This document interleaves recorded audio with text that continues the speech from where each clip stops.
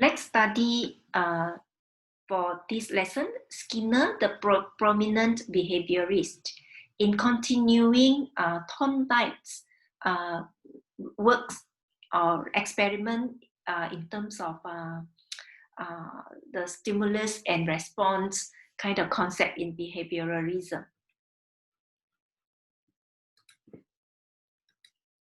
And Skinner, who is a popular behaviorist, has conducted an experiment called Rat in the Skinner box.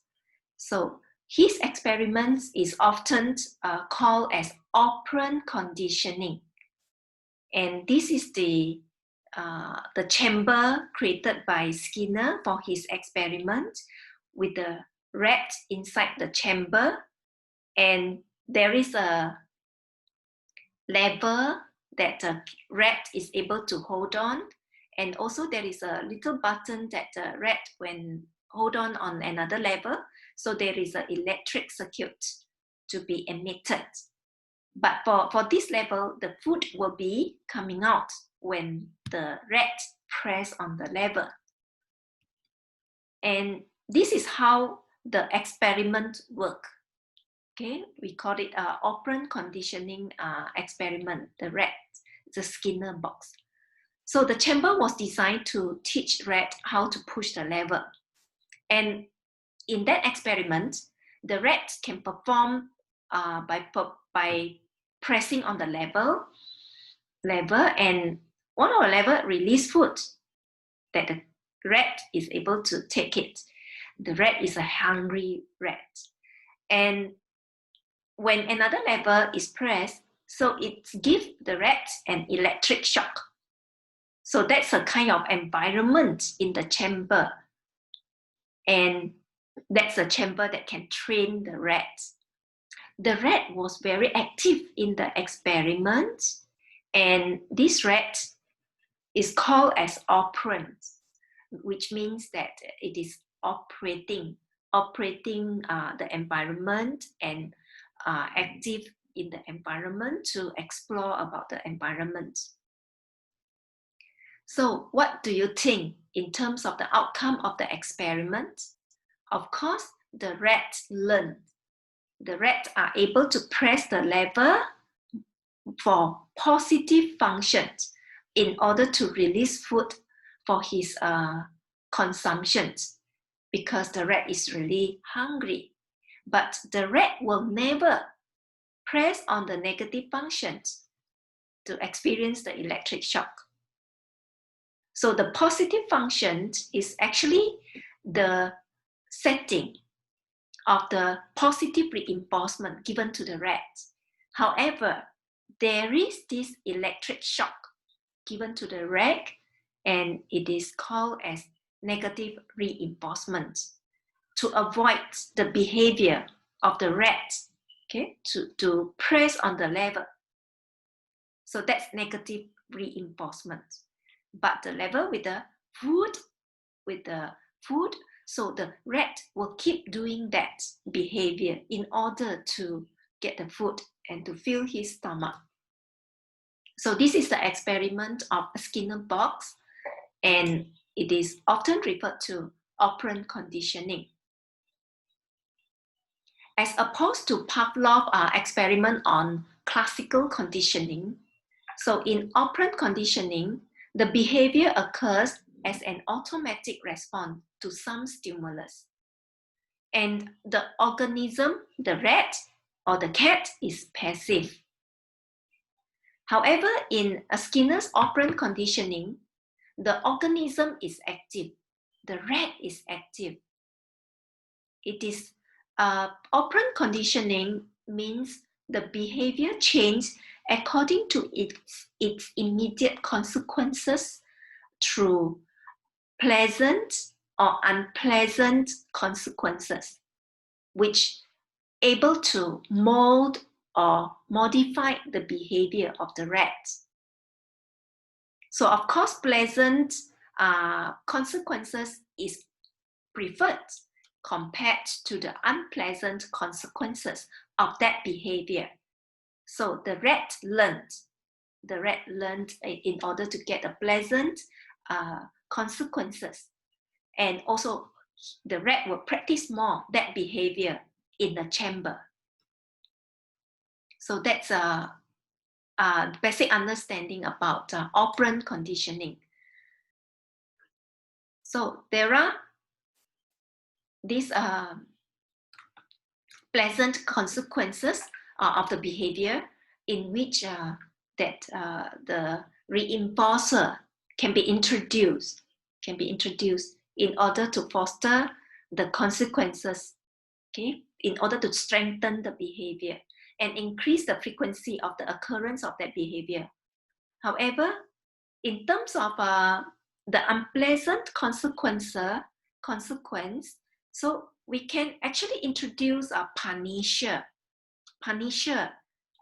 in order to weaken the behavior, to weaken the behavior. So that is unpleasant consequences offered to the person, okay? And punisher often, the concept of punisher is not preferred by people. So they will be less or maybe weaken that behavior if the punisher is introduced. And certain time we need to eliminate certain behavior. So that process is called extinction by removing the reinforcement for it, okay? Or a certain time, probably we can also introduce punisher to that situation. So by studying behaviourism and behavioural learning theory, so we will be able to understand how to manage behavior. And it is an important principles that we need to understand how behavior happens, carried out, conducted by certain people.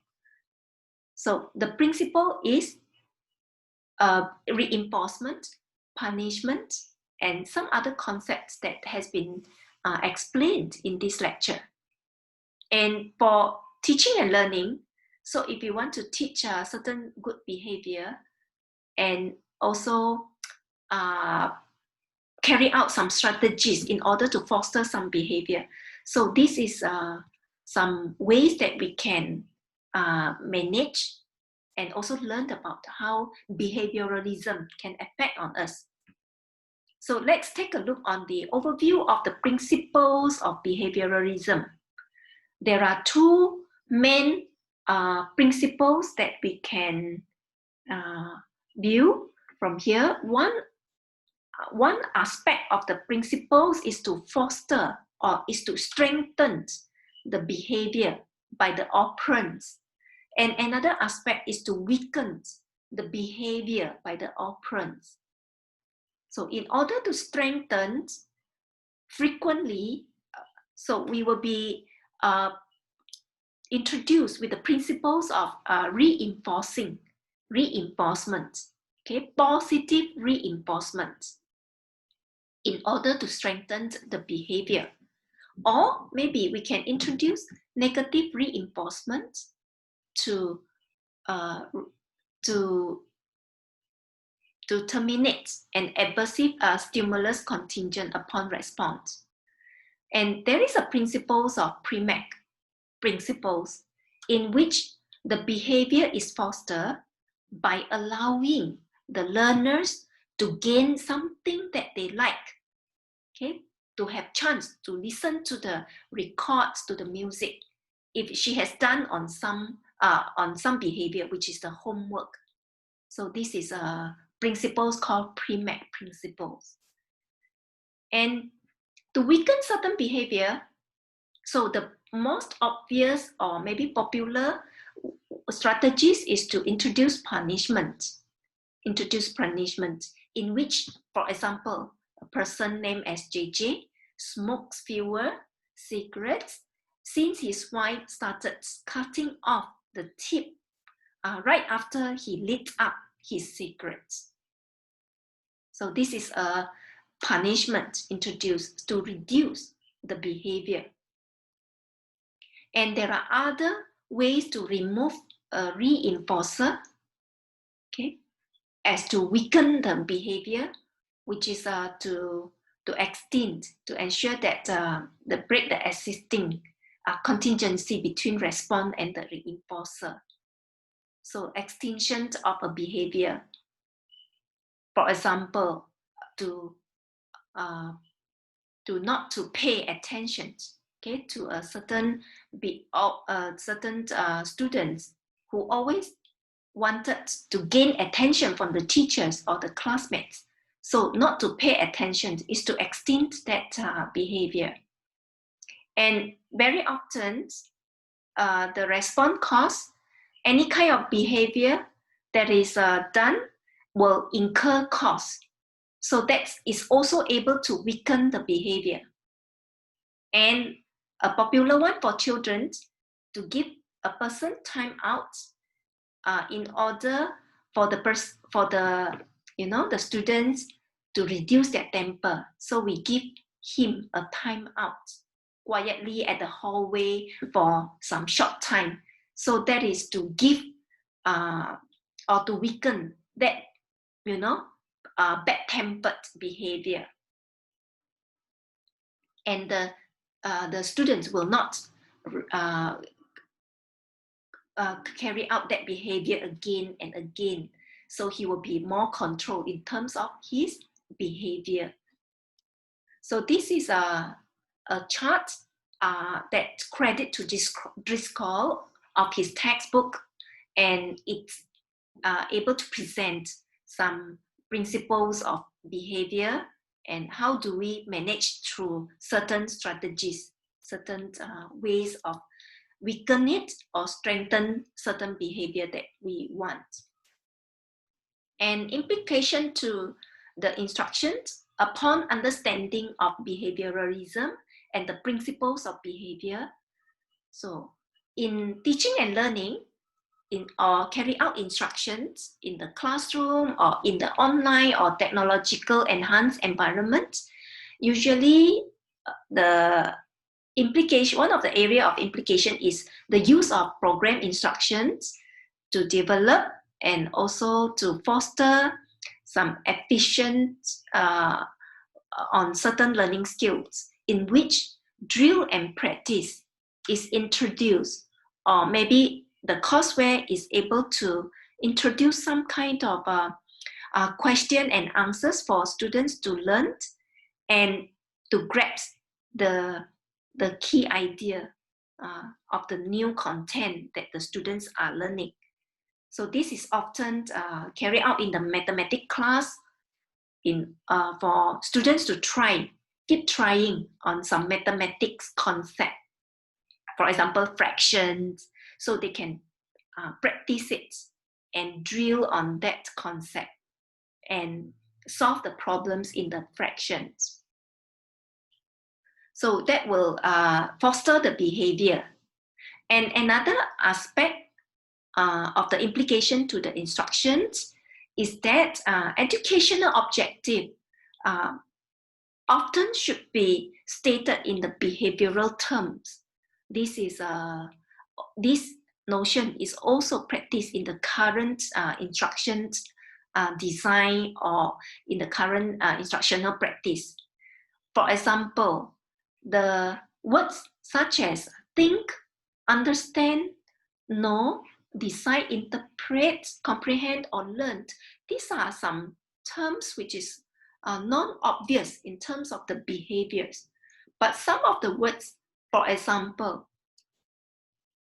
to explain, to create, and also to identify.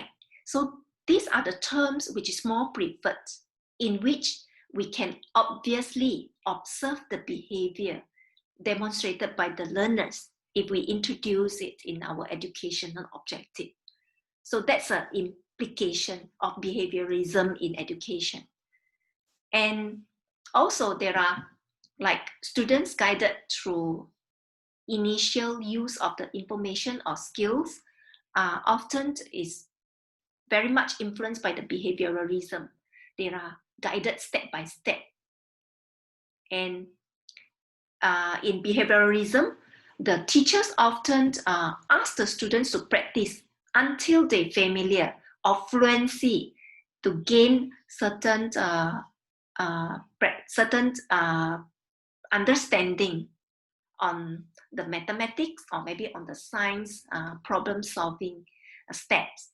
So that is also important in order to foster familiarity and also to practice in order to be more fluent, okay, in terms of handling the experiment and also in terms of learning ICT. That's also important to gain the familiarity of how to handle Google Meet, okay, in the online virtual classroom. So that is required. And in behaviorism, reinforcers are introduced in the teaching and learning environment. So because a reinforcer is an element that can foster certain behavior, especially pleasant consequences. So the reinforcer will introduce so that it is able to foster that certain behavior that we want. And student learning often is assessed because assessment is able to demonstrate that the students are able to demonstrate certain behavior and also will be able to record it and observe by their performance. So student learning is often assessed. It's because of the behaviourism principles. However, there are critics goes to behaviourism or behavioural learning theories too, because in this concept of behaviourism, the idea of mental construct is not popular in this theory, and it ignores the phenomenon of modeling or learning from others, okay, or imitation from others. So behavioral did not mention that. And hence, there are other theories evolved which will be introduced in other lecture session. As a summary, behaviorists believe that learning results in change of learners' behavior. So when learners change some form of behavior, that is considered as a learning. That's a definition of learning in behaviourism. And learners are active in the environment, doing some incremental learning, trial and error through practice, and also able to experience certain consequences of their learning, and also to foster and reinforce their learning. Or maybe on certain parts, the learners also get punishment in terms of certain unwanted behavior that is done by them. So from the environment, the learners learn. And very often, behaviourism emphasize on behavioral behavior, observable behavior, and environmental events surrounding its occurrence is also important in behaviourism. And for conditions for learning, okay, learning can be conditioned, yeah? And very often we present stimulus, okay, to the learners. And also we would like to learners to gain acquisitions of certain behavior through conditioned stimulus, okay, in order for them to gain certain behavior. And that behavior maybe can be generalized, okay, in the longer process.